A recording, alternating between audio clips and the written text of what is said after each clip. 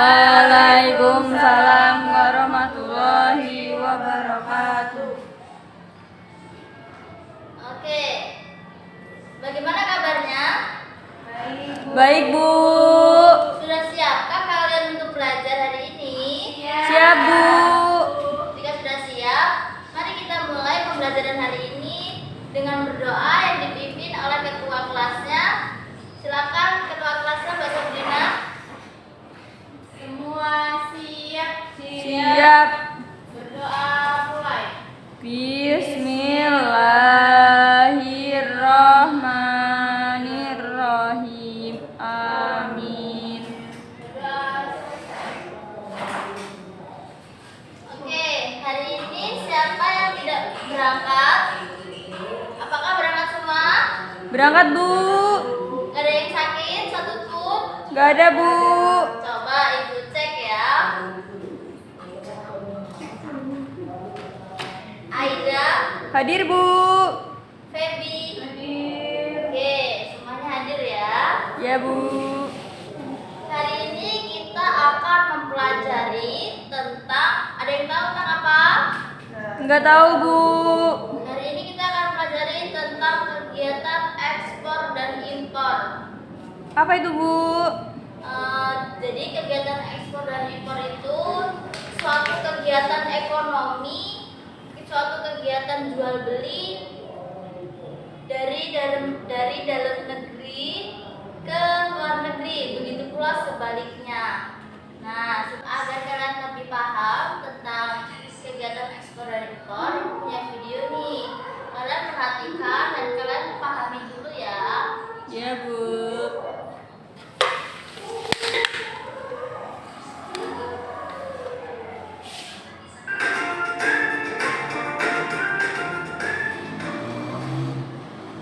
Dalam menjalankan roda perekonomian, suatu negara tidak dapat berdiri sendiri. Namun diperlukan kerjasama dengan negara lain. Salah satu contohnya adalah kerjasama di antara negara-negara di kawasan Asia Tenggara atau yang dikenal dengan negara ASEAN. Untuk mengenal kegiatan ekspor dan impor, mari kita ambil contoh sederhana, yaitu dari usaha pangkas rambut. Untuk menjalankan usaha pangkas rambut tersebut, sumber daya yang digunakan bisa berasal dari dalam negeri, misalnya sumber daya manusia, meja, kursi, dan lain-lain. Sampai sini sudah paham kan? Belum. Belum? Oke, Ibu akan menjelaskan sedikit lagi ya. Jadi, ekspor itu adalah suatu kegiatan menjual barang dari dalam negeri ke luar negeri. Semisalnya di Indonesia memiliki produk mie, lalu Amerika membeli produk mie tersebut, maka Indonesia mengirimkan barang ke Amerika. Nah, Indonesia inilah yang melakukan kegiatan ekspor. Paham? Paham, Bu. Sedangkan pengertian dari impor ini adalah membeli barang atau memasukkan barang dari luar negeri ke dalam negeri. Seperti contohnya tadi. Seperti contoh yang tadi, masih ingat kan contoh yang tadi si Amerika membeli mie di Indonesia? Nah, kalau tadi kan Indonesia yang disebut dengan kegiatan ekspor. Nah, kalau Amerika ini yang disebut dengan kegiatan impor. Nah, paham sampai sini? Paham, Bu. Ada yang ditanyakan? Nggak ada, Bu. Jika tidak ada yang ditanyakan, Ibu akan membuat kelompok.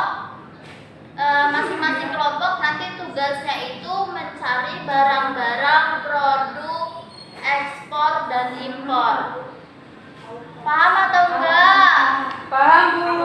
Oke, kalau paham kita mulai saja berhitung ya dari Aida. Berhitung 1 sampai 4, nanti 1 sampai 4 lagi, oke? Oke, Bu. Mulai dari Aida. 1, 2, 3, 4. Ya, sudah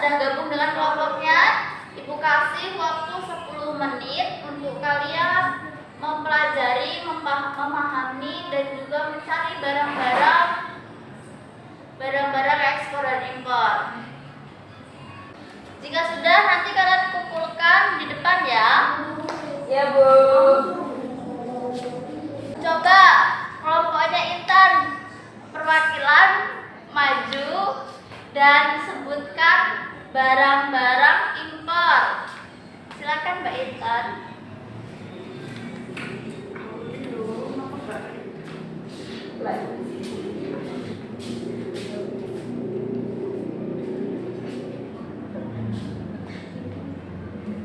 Contoh barang-barang impor yang ada di Indonesia seperti apa sih?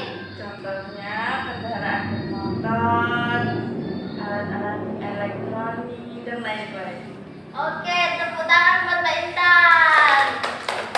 Sekarang kelompoknya Mbak Ida, silakan perwakilan Mbak Ida maju sebutkan barang-barang apa saja yang diekspor oleh Indonesia.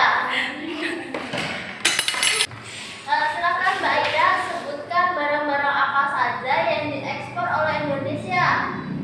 Jagung, karet, terus padi ya, Bu ya. Ya, beri tepuk tangan buat Mbak Ida. Oke, sampai sini paham semua kan tentang kegiatan ekspor dan impor? Paham, Bu. Jika paham, Ibu beri tugas yang akan kalian kerjakan di rumah ya. Ibu diktiin soalnya. Ibu diktiin soal pertama. Apa yang dimaksud dengan ekspor? Sudah? Sudah, Bu. Soal kedua. Apa yang dimaksud dengan impor? Sudah? Sudah, Bu. Soal ketiga, sebutkan contoh kegiatan ekspor. Sudah? Sudah, Bu. Sudah, Bu. Soal keempat, carilah barang-barang. Soal keempat, carilah produk-produk yang diekspor di Indonesia. Carilah Apa, Bu?